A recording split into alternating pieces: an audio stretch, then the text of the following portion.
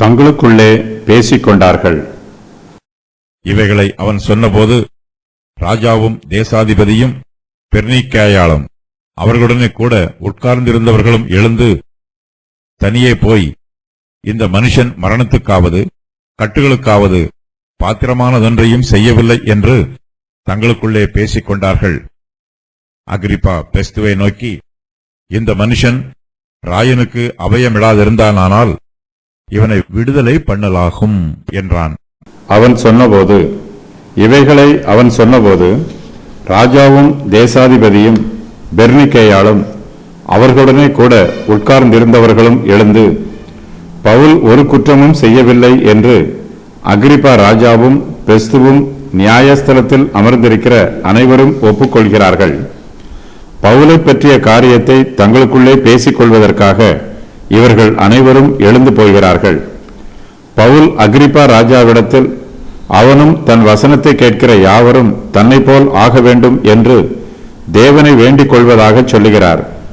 இதனால் பவுல் இன்னும் அதிகமாய் ஏதாவது சொல்லுவானோ என்று அகிரிப்பா ராஜாவுக்கு பயம் உண்டாயிற்று. ராஜாவின் இருதயம் சுவிசேஷத்தை ஏற்றுக்கொள்ளும் வண்ணமாக மென்மையாக இருக்கிறது. பவுலின் உபதேசத்தை இன்னும் கொஞ்ச நேரம் கேட்டால் அகிரிப்பா ராஜா ஒருவேளை தன் இருதயத்தில் இயேசு கிறிஸ்துவை தன் இரட்சகராக ஏற்றுக்கொள்வதற்கு வாய்ப்புள்ளது. ரட்சிக்கப்படுவதற்கு வாய்ப்புள்ள ஏற்ற சமயத்தை அகிரிப்பா ராஜா பயன்படுத்தாமல் விட்டுவிடுகிறான். பேலிக்ஸை போல பவுல் பேசுவதை வேறொரு சமயத்தில் கேட்கலாம் என்று தீர்மானித்து விடுகிறான்.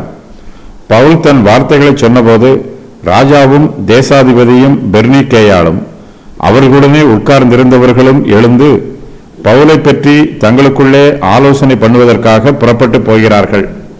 தனியே போய் இந்த மனுஷன் மரணத்துக்காவது கட்டுகளுக்காவது பாத்திரமானது ஒன்றையும் செய்யவில்லை என்று தங்களுக்குள்ளே பேசிக் கொண்டார்கள். நியாயஸ்தலத்தில் உட்கார்ந்திருக்கிறவர்கள் எழுந்து தனியே போய் பவுலின் காரியத்தை குறித்து தங்களுக்குள்ளே பேசிக் கொள்கிறார்கள். எல்லோரும் ஒருமனப்பட்டு, இந்த மனுஷன் மரணத்துக்காவது கட்டுகளுக்காவது பாத்திரமானது ஒன்றையும் செய்யவில்லை என்று பவுலை பற்றி தங்களுக்குள்ளே பேசிக் கொள்கிறார்கள். இவர்கள் பவுலின் உபதேசத்தை இன்னும் அங்கீகரிக்கவில்லை. ஆனாலும் அவர்களுடைய மனச்சாட்சியில் பவுல் குற்றமற்றவனாக இருக்கிறான். யூதர்கள் தங்களை பக்தியுள்ளவர்கள் என்று சொல்லிக் கொள்கிறார்கள். ஆனாலும் அவர்கள் பவுலை பற்றி சொல்லும் போது பவுல் உயிரோடு இருப்பதற்கு தகுதியற்றவன் என்று கூக்குரல் இடுகிறார்கள்.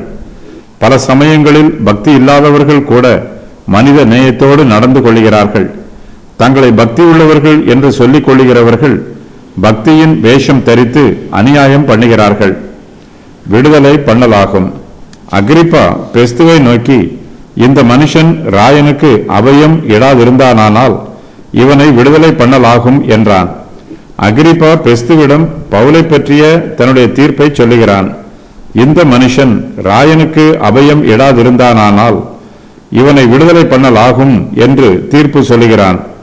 பவுல் தன்னுடைய வார்த்தையினால் தன்னைத்தானே காவலில் வைத்துக் கொள்கிறார். அகிரிப்பா கிறிஸ்தவனாகிறதற்கு கொஞ்சம் குறைய சம்மதம் தெரிவிக்கிறான். ஆனாலும் அதற்குரிய மனமாற்றம் கூட அவனிடத்தில் காணப்படவில்லை. பவுல் ராயனுக்கு அபயமிட்டது அவனை விடுதலை பண்ணுவதற்கு அகிரிப்பாவுக்கு தடையாயிற்று. ஒருவேளை பவுல் ராயனுக்கு அபயம் இடாதிருந்தால் அவர்கள் அவனை விடுதலை பண்ணி இருக்கலாம். பவுல் கூட தான் ராயருக்கு அபயமிட்டதை நினைத்து மனம் வருத்தப்பட்டிருப்பார். பவுலை விடுதலை பண்ணுவதற்கு இப்போது அவருடைய வார்த்தைகளே தடையாக இருக்கிறது. சில சமயங்களில் நாம் நல்லது என்று நினைப்பது நமக்கு தீங்காக இருக்கும். நல்வழி என்று போவோம், அது நமக்கு கண்ணி நிறைந்த வழியாக இருக்கும். பவுல் தனக்கு நேரிடும் ஒவ்வொரு சம்பவத்தையும் கர்த்தருடைய சமூகத்தில் தியானித்து பார்க்கிறார்.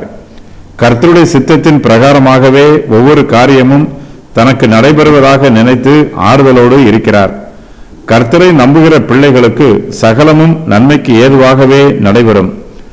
நம்முடைய ஜீவனை கர்த்தரிடத்தில் ஒப்புக் கொடுக்கும் போது நமக்குள் கர்த்தரின் சித்தம் நிறைவேறும். பவுல் ரோமாபுரியில் இயேசு கிறிஸ்துவை குறித்து சாட்சி கொடுக்க வேண்டும். ஒரு ராத்திரியில கர்த்தர் பவுலின் அருகே நின்று, பவுலே திடன்கொள், நீ என்னை குறித்து எருசலேமிலே சாட்சி கொடுத்தது போல ரோமாவிலும் சாட்சி கொடுக்க வேண்டும் என்று சொன்னார். அப்போஸ்தலர் 23:11. கர்த்தரின் வார்த்தை இப்போது நிறைவேறுகிறது. அவர் ரோமாவுக்கு போகிறார். விடுதலையோடு போவதற்கு பதிலாக கட்டப்பட்டவனாக போகிறார். அகிரிப்பா பவுலை உடனே விடுதலை பண்ண வேண்டும் என்று விரும்பினான். ஆனால் பவுல் ஏற்கனவே ராயனுக்கு அபயமிட்டிருந்தார். பவுல் கூறிய அபயம் நீதிமன்றத்து ஆவணத்திலே பதிவு செய்யப்பட்டிருக்கிறது. அதை மாற்றும் அதிகாரம் யாருக்கும் இல்லை.